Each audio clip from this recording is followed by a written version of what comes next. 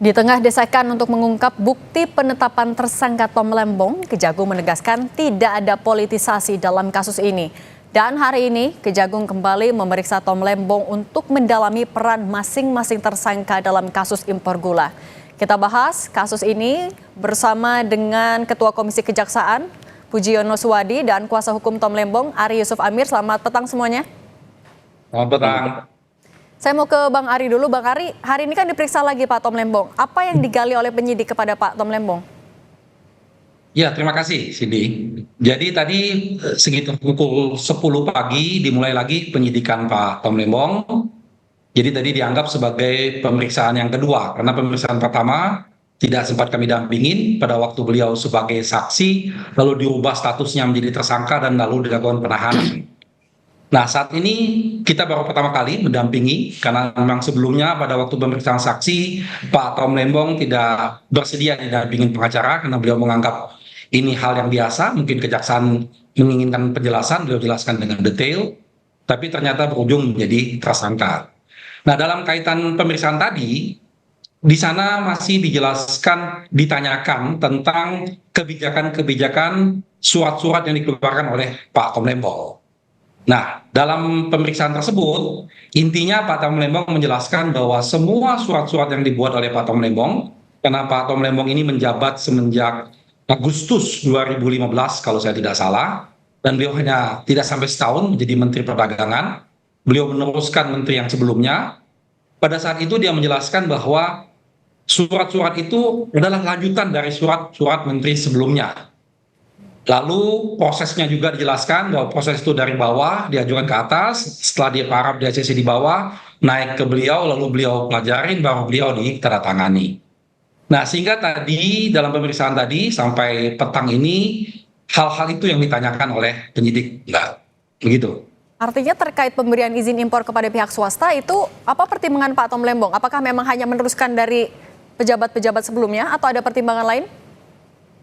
Ya, tadi belum masuk sampai kepada persoalan import ya, tapi tadi ditanyakan tentang surat-surat yang Pak Tom Lembong keluarkan menanggapi surat misalnya dari PPI ya. PPI ini adalah persero BUMN, karena menurut mensurati Pak Tom Lembong berdasarkan surat menteri sebelumnya, lalu Pak Tom Lembong memfollow up dengan surat ke Menteri BUMN, dan semua surat-surat tersebut ditembuskan ke Menteri Koordinator dan dilaporkan ke di rapat kabinet. Tapi kalau Pak Anda sendiri ada yang disampaikan soal kronologi ini, Bang Ari? Maksudnya bagaimana? Kalau soal kronologinya, apa yang terjadi pada saat itu, ia masih menjabat sebagai menteri, apa yang diceritakan Pak Tom Lembong kepada Anda?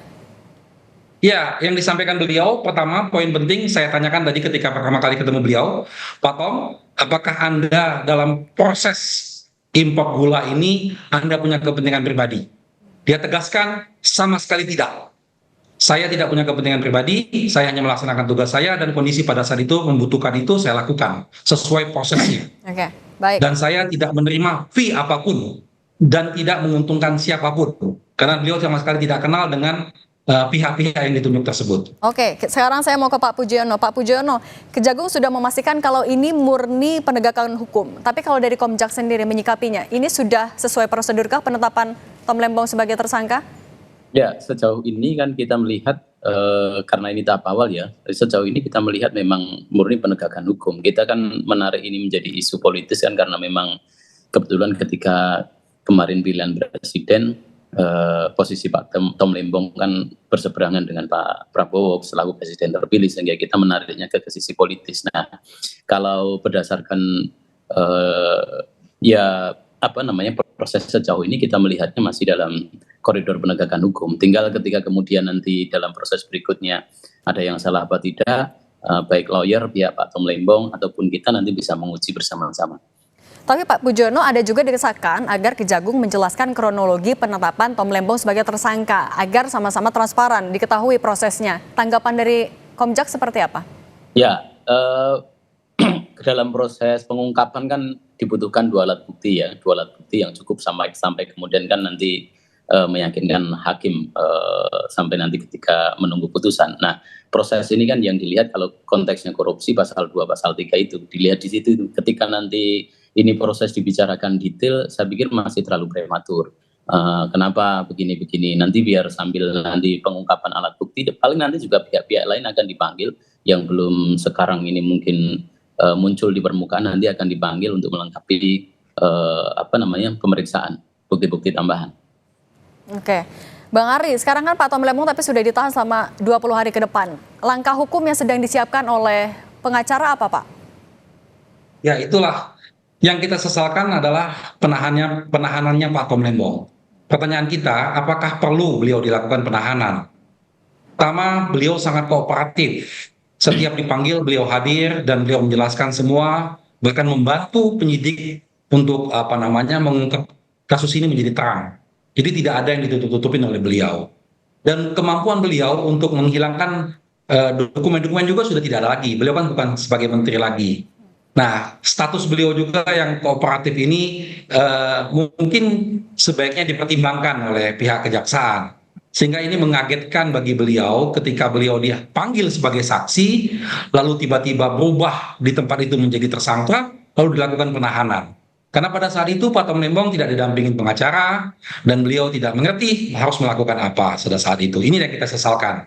Tetapi tadi yang disampaikan oleh Pak Pujiono, kami meyakini proses hukum ini kita sama-sama lihat, kita sama-sama awasi apakah ini proses hukum yang murni, proses hukum yang betul-betul berkeadilan, menegakkan hukum untuk mencari kebenaran dalam pemberantasan korupsi. Tentunya kita semua akan mendukung dan mensupport itu. Oke. Tetapi kalau ada hal-hal yang lain, saya pikir ini sudah bukan zamannya lagi, dan kita yakin tadi dalam proses pemeriksaan juga kita melihat penyidik-penyidiknya cukup kooperatif, Baik. cukup profesional dalam memberikan pertanyaan-pertanyaannya, dan kita yakin bahwa ini akan berujung dengan baik. Baik, kita ikuti terus nanti proses penyidikannya. Terima kasih Ketua Komisi Kejaksaan Pak Pujiono Suwadi. Terima kasih juga Bang Arisuf Amir. Halo. Iya. Tambahan Silakan kita, singkat Pak Pujiono. Ya, tambahan kita adalah bahwa yang kemarin kita juga sudah ketemu kepada di Pitsus ya, Pak Jampitsus, kita sampaikan bahwa jangan berhenti pada penangkapan orang. Proses berikutnya yang harus dipenuhi adalah pengembalian keuangan negara jelas. Terus yang kedua adalah perbaikan pada sistem tata niaga ini. Kalau tidak demikian, maka nanti ini akan menjadi ya bola salju saja bahwa Kementerian Perdagangan nanti kena begitu seterusnya. Oke. Itu tambahan kita. Oke, baik. Pak Pujiono Suwadi, Ketua Komisi Kejaksaan, dan tadi ada Bang Arisuf Amir juga, terima kasih sudah berbagi bersama kami. Sehat selalu. Ya.